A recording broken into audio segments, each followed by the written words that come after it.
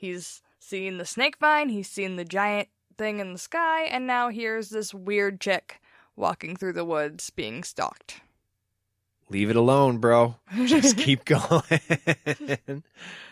You got shit to do, bud. Right. Not only do you have things to do, you're probably high as hell right now. You're obviously seeing other things that may or may not be real. And you don't have your knife?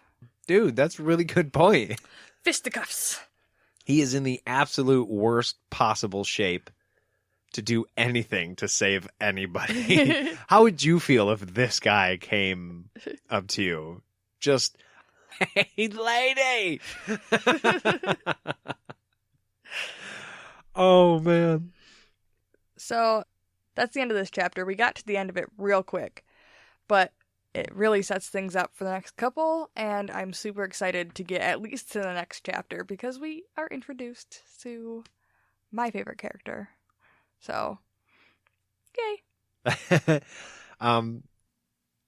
I like the first chapter because it shows you how human Richard is. He leaves his knife because he's depressed.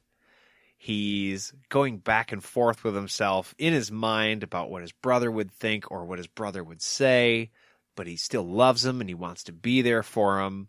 Oh shit, I got bit. Let's run for a minute. Was that a dragon? I don't know. It shows a depth of just being a human that a lot of other characters in a lot of other books don't get. And that's why I was hooked. Like, within the first couple of chapters, I was like, I like this Richard dude. I want to see him win. And you're going to stick along with him through whatever comes. Yeah, right. Exactly. He's my dude. One thing you guys will notice through this book is each chapter does get more and more detailed, but each chapter also starts spinning the wheel faster and faster. It doesn't slow down. It definitely doesn't solve anything. And this book just takes off. So yeah, you guys are definitely in for a treat. If you haven't read the chapter, again, I would suggest you go ahead and do that because chapter 2 is a really, really good one. And if you have, reread it again. Right. What can it hurt? I've personally read chapter 1 probably 15 times, not including rereading it again just so I know what the hell I was talking about for this recording. Oh, also, if you haven't read this before and you don't have the actual hard copy of the book, you may not know this, but the books come with a map in the beginning of them. This is the only book out of the whole series that has the map because after this, I think Terry realized that his world got too big and he didn't want to keep track on an actual map of where everything was.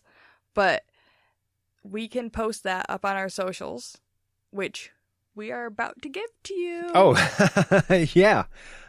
If you guys wanted to write us an email, please do. Questions, comments, anything at all. It would be much, much appreciated. You can do that by sending an email to podcastatt@gmail.com. You can also find us on Facebook. Just search All the Things, or you can go to Podcast ATT.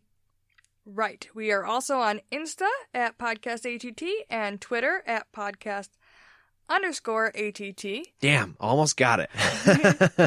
We're older millennials, so we're not great at it. Bad. Right. Not great equals bad, just for future reference.